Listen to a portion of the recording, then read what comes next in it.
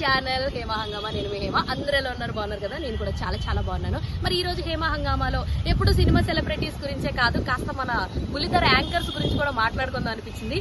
అందుకే బుల్లితెర యాంకర్స్ లో యాంకరింగ్ లోనే హాట్ థింగ్స్ ని తీసుకొచ్చి అరే యాంకర్స్ అందరూ హాట్ గా ఉండాలని చూపించినటువంటి మన క్రేజీ బామ కిలాడి అనసూయ గురించి మాట్లాడుకుందాం. సో అనసూయ లైక్ మధ్యలో జబర్దస్త్ తోటి లేట్ గా ఎంట్రీ ఇచ్చి కూడా జబర్దస్త్ తోటి మంచి ఫేమ్ తెచ్చుకుని ఆ తర్వాత సినిమాల్లోకి వెళ్లి మంచి మంచి పాత్రలు చేసి పుష్ప లాంటి పెద్ద సినిమాల్లో కూడా ఆమె ఒక మంచి స్టన్నింగ్ బ్యూటిఫుల్ పాత్ర చేసి తనకంటూ ఒక మార్క్.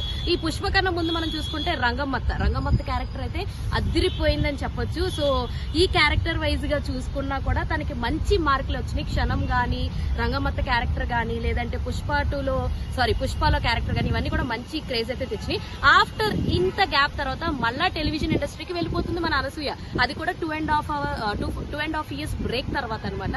అండ్ ఇప్పుడు రీసెంట్ గానే ఒక జోడీ డాన్స్ షో అయితే అయిపోయింది కాబట్టి సో దాన్ని రీప్లేస్ చేస్తూ ఏమంటారు కిరాక్ బాయ్స్ అండ్ కిలాడి గర్ల్స్ అనే ఒక షో అయితే రాబోతుంది. అందులో శేఖర్ మాస్టర్ వర్సెస్ అనసూయ అని చెప్పొచ్చు. వీళ్ళిద్దరికి హెడ్స్ అని చెప్పొచ్చు. మొన్న రీసెంట్ గా ఇచ్చిన ప్రోమోలోనే మామూలుగా తిట్టలేదు అనసూయని. ఏంటి ఆ ఎక్స్పోజింగ్ ఏంటి, డబ్బులు ఇస్తే ఏమన్నా చేస్తావా, బట్టలు ఇప్పేస్తావని ఇలా చాలా మహిళా సంఘాలు అయితే తిట్టడం కూడా జరిగిందనమాట. సో అనసూయ అయితే ప్రోమో చూసి ఇవన్నీ డిసైడ్ కావద్దు అని చెప్పడం కూడా జరిగింది.